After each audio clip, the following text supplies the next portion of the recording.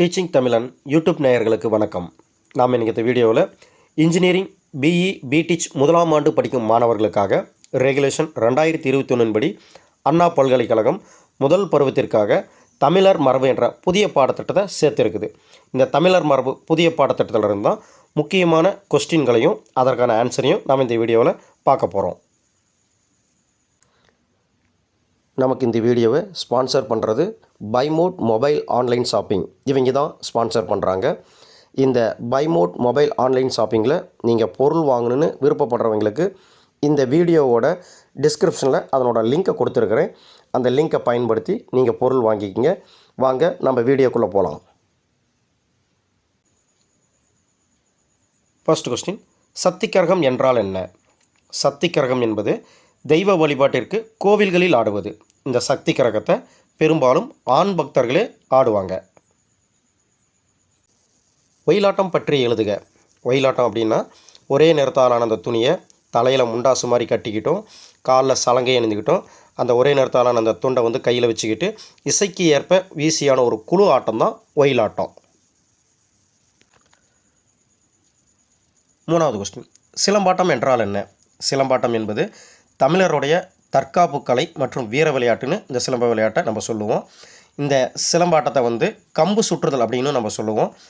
இந்த சிலம்பாட்டம் பார்த்திங்கன்னா தடியை எப்படி கையாளும் முறை, கால் அசைவுகள், உடல் அசைவுகள் மூலம் தம்மை எப்படி பாதுகாத்து கொள்வது, இப்படி விரிவான ஒரு தற்காப்பு கலை தான் சிலம்பாட்டம்னு சொல்லுவோம்.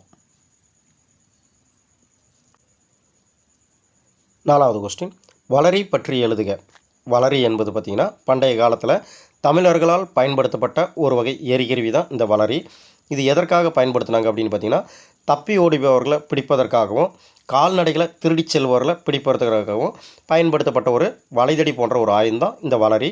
இந்த வளரியை வளைதடி, திகிரி, சுழல்படை, கல்லர்தடி, படைவட்டம், இப்படி பல்வேறு பெயர்களில் அழைப்பாங்க.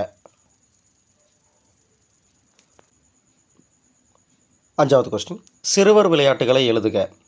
அதாவது சிறுவர் விளையாட்டுகள்னு பார்த்திங்கன்னா ஆவியம், பம்பரம் விளையாட்டு, கிள்ளித்தட்டு, கல்லன் போலீஸ், கோழி, மந்தி ஓடுதல், காற்றாடி, பட்டம், எலியும் பூனை, இதெல்லாம் பார்த்திங்கன்னா சிறுவர் விளையாடும் விளையாட்டுக்கள்.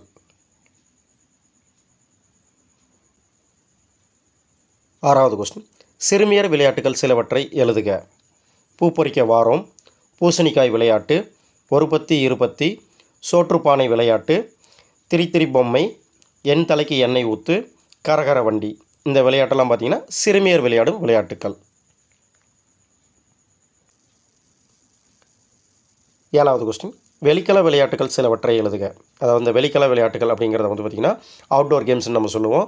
அதில் என்னென்ன விளையாட்டுகள் அப்படின்னு பார்த்தோம்னா கிள்ளித்தட்டு, சடுகுடு, அப்படி இல்லைன்னா அதை கபடின்னு சொல்லுவோம், எட்டுக்கோடு, வழுக்கு மரம் ஏறுதல், கயிறு இழுத்தல், உரியடி, பாரி வேட்டை, போர்த்தேங்காய், பல்லாங்குழி, இரட்டை மாட்டு பந்தயம், கண்ணாமூச்சி, கோழிச்சண்டை, வண்டி சவாரி, இளவட்டக்கல், உப்பு மூட்டை, மரமேறல், சாக்கு ஓட்டம், பச்சைக்குதிரை, காற்றாடி, தட்டாங்கல், இதெல்லாம் பார்த்திங்கன்னா வெளிக்கல விளையாட்டுகள் நம்ம சொல்லுவோம்.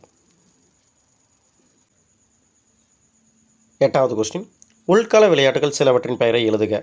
அதாவது இன்டோர் கேம்ஸ்னு சொல்லக்கூடியது தாயக்கட்டை, சொக்கட்டான், பல்லாங்குழி, பாண்டி, மூன்றுக்கல் ஆட்டம், ஆடுபுலி ஆட்டம், கூட்டாஞ்சோறாக்கல், சங்கு சக்கரம், கரகர வண்டி, சீதை பாண்டி, ஒரு குடம் தண்ணி ஊற்றி, குலை குலையாய் முந்திரிக்காய், நொண்டி, இந்த விளையாட்டுகள்லாம் பார்த்திங்கன்னா உள்கள விளையாட்டுகள் நம்ம சொல்லுவோம்.